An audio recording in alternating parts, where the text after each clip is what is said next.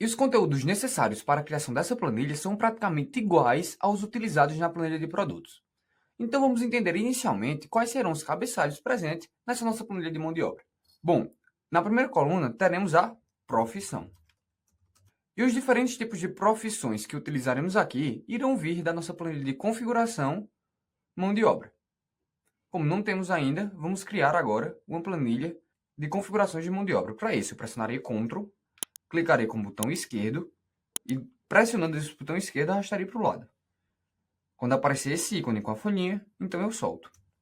Ao fazer isso, irá copiar configurações de produtos e aqui, ao invés de produtos, eu vou colocar mão de obra. E antes de continuar, irei refazer o menu de ambos.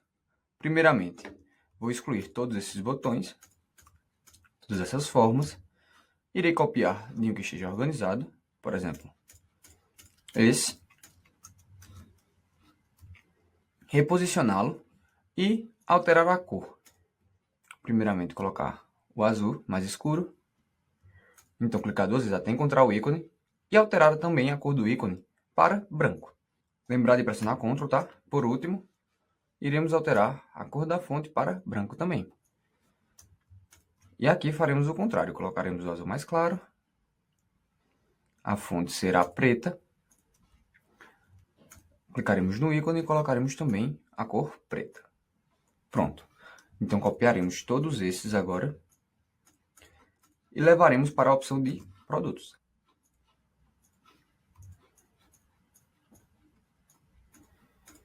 Excluirei e reposicionarei. Pronto. A última coisa que eu tenho que fazer aqui é alterar a dimensão desse botão.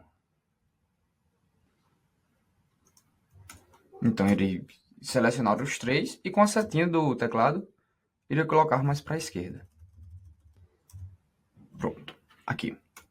Farei a mesma coisa para mão de obra, só que eu vou conferir esse tamanho aqui, tá? 2,86. Então, irei vir aqui, formato da forma, 2,86. Depois disso, vamos reposicionar. Vamos colocar mais perto de mão de obra. Agora vamos selecionar os três e andar um pouco para a esquerda também. Dessa forma. E agora, na de mão de obra, nós iremos alterar. Ao invés de ser tipos de material, vamos colocar profissões ou profissional, se você preferir. E aqui colocaremos algumas. Por exemplo, eletricista, pedreiro, mestre de obra e outras profissões que você achar interessante. Então agora voltaremos à planilha de mão de obra e continuaremos com os diferentes cabeçalhos. O segundo que teremos é o nome do profissional. E nesse cabeçalho não vai ter segredo nenhum. Será simplesmente o nome da pessoa sem nenhuma restrição. O terceiro será a forma de trabalho daquele profissional. Então vamos colocar forma de trabalho. Isso pode variar muito de profissional para profissional. E por isso foi colocado esse campo de forma de trabalho. E da mesma forma como na profissão, colocaremos lá na planilha de configurações de mão de obra uma coluna para forma de trabalho. Colocaremos aqui forma de trabalho. E aqui colocaremos algumas formas de trabalho mais utilizadas. Por exemplo, o pagamento é feito em hora, é feito em dia, ou até semana, quinzena, ou por último, é pago por mês. Então vamos voltar agora para mão de obra. E como foi colocado como terceiro cabeçalho a forma de trabalho, o próximo será o valor em reais. O valor em reais daquela forma de trabalho. Por exemplo, se pagar em hora, quanto vale a hora daquele profissional? Se for em mês, quanto é que ele cobra por mês? E assim por diante. Dependendo da forma de trabalho, colocaremos um valor diferente. A próxima coluna será de telefone. E essa informação é bem importante, pois é a forma que teremos de comunicação com aquele profissional. E para finalizar, a gente vai ter mais duas colunas. Uma coluna de observação. Aqui você pode colocar algum detalhe sobre o profissional. Por exemplo, o preço dele é bem interessante, a forma dele trabalhar é boa. Você pode colocar alguns detalhes que o convençam a escolher ou não. E a última é a verificação do preenchimento, como já fizemos na planilha de produtos. Será essa coluna de OK. Vamos colocar da mesma forma. Vamos colocar aqui OK. Pronto. Após decidir o tamanho do cabeçalho, vamos agora inserir a nossa tabela. Então, selecionaremos os 7 cabeçalhos e algumas linhas, viremos no menu Inserir dessa vez e Tabela. Colocaremos que a minha planilha ela tem cabeçalhos e pronto. A primeira coisa que eu vou fazer é alterar esse layout dela. Vamos colocar o layout parecido com o anterior. Depois disso, vamos congelar as linhas para que quando eu desça, o meu cabeçalho fique na parte superior, como fizemos na planilha de produtos. Então, para fazer isso, vamos vir no menu de Exibir, viremos em Congelar Painéis e primeiramente descongelaremos. E agora, selecionaremos, clicaremos na linha 5 e após isso vamos congelar novamente os painéis. Clicaremos em Congelar Painéis. Pronto. E agora vamos testar. Descendo, está perfeito. O nosso cabeçalho agora está na parte superior, sempre mostrando ao usuário o que é cada coluna. E agora vamos configurar passo a passo as colunas. Primeiramente, vamos para a coluna de profissão. Nessa coluna, vamos aplicar a validação de dados dinâmica que aprendemos na aula passada, quando fizemos a nossa planilha de produtos. Fizemos para o tipo de material e também para unidade.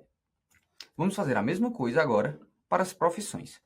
Vamos selecionar toda essa coluna e dessa vez eu não vou colocar numa célula para testar se vai funcionar ou não. Vamos fazer diretamente na nossa página de validação de dados. Então clicaremos em dados, validação de dados, vamos colocar aqui tipo lista e aqui vamos começar. Você lembra? Vamos passo a passo novamente. Colocaremos a função desloc, onde ele vai selecionar os nossos dados. E aqui colocaremos a primeira célula, a célula de referência. Essa célula de referência vai estar em configurações de mão de obra. Será essa célula. Depois, como eu já estou na célula de eletricista, eu não vou querer nenhuma linha de deslocamento e também nenhuma coluna de deslocamento. Vamos agora usar a função conte.valores. E esse conte.valores iremos contar dessa coluna. Após isso, fecharemos a função conte.valores. E para tirar o cabeçalho de profissões, subtraremos uma unidade, menos 1. E para finalizar, teremos a largura. O conte.valores foi a quantidade de linha que queremos nessa nossa contagem, nessa nossa validação dinâmica. E a largura é a quantidade de colunas. Como nesse caso só queremos a coluna de profissões, a resposta será uma coluna.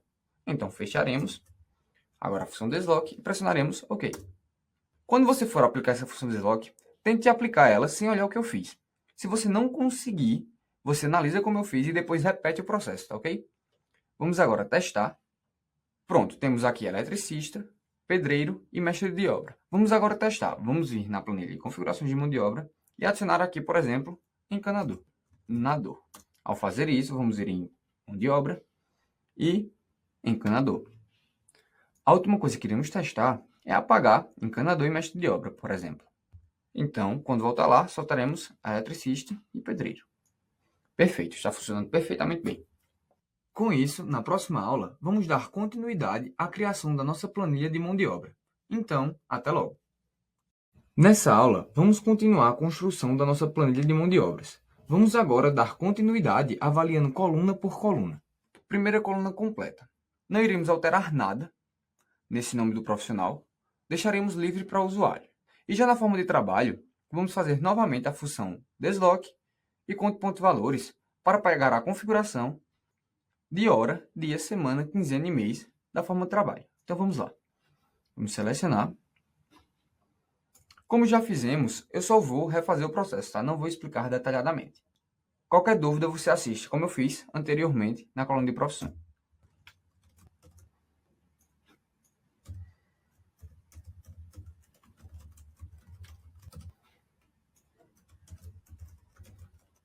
Pronto. E aqui está a nossa fórmula de trabalho. Vamos, por exemplo, agora adicionar trimestre só para testar, tá? Trimestre. Então, vamos vir em mão de obra e trimestre. Perfeito. Vamos agora apagar e só validar se está correto. Pronto. Agora, nesse campo de valor, nós só transformaremos os dados em contábil. Vamos vir no menu Página Inicial e Contábil. E além disso, vamos colocar também uma validação de dados, né? Colocaremos que apenas será permitido valores acima de 0. Valores de decimal. Pode ser que algum profissional cobre centavos também, então colocaremos decimal e maior do que 0. Ok. E pronto. Aqui não conseguiremos escrever textos. Perfeito. Somente valores acima de 0. E já no telefone, nós vamos aplicar um conteúdo que vimos lá no início do curso. Vamos fazer uma formatação totalmente personalizada para o telefone. E para fazer isso, temos que entender como será esse campo. E olha só como funciona. Primeiramente, vamos selecionar ele e aplicar uma formatação completamente personalizada. E para abrir essa formatação personalizada, pressionaremos o atalho Ctrl e 1 para abrir os tipos de dados. Após isso, vamos ir em Personalizado e nesse campo de geral, vamos apagar. Para ficar fácil de ver um exemplo, irei colocar um número aqui, tá? Um número de telefone. 11. Pronto. Agora vamos selecionar e vir novamente Ctrl 1. Vamos vir em Personalizado e aqui a gente vai conseguir visualizar o que está acontecendo. Como já vimos, nesse campo temos que colocar os caracteres entre aspas duplas. Ou seja, vamos começar com um parêntese para colocar o DDD. Então, aspas duplas, parênteses, aspas duplas. Colocaremos agora 2 zeros, pois é possível que o nosso DDD tenha algum zero. Então, 0, 0. Fecharemos com outro parêntese, então, aspas duplas, parênteses fechando e aspas duplas. Depois, colocaremos 5 zeros, que estamos contando com 9. Daremos um espaço e 1, 2, 3, 4, 5. Então, aspas duplas, hífen, aspas duplas, e mais 4 zeros. 1, 2, 3, 4. E olha como vai ficar o nosso número. Vai ficar o DDD, um espaço, o número do telefone, como 9, hífen e o resto dos números. Perfeito? Pronto, agora vamos pressionar OK. E aumentar um pouco o tamanho da nossa coluna de telefone. Perfeito. E ao adicionar outro telefone, por exemplo,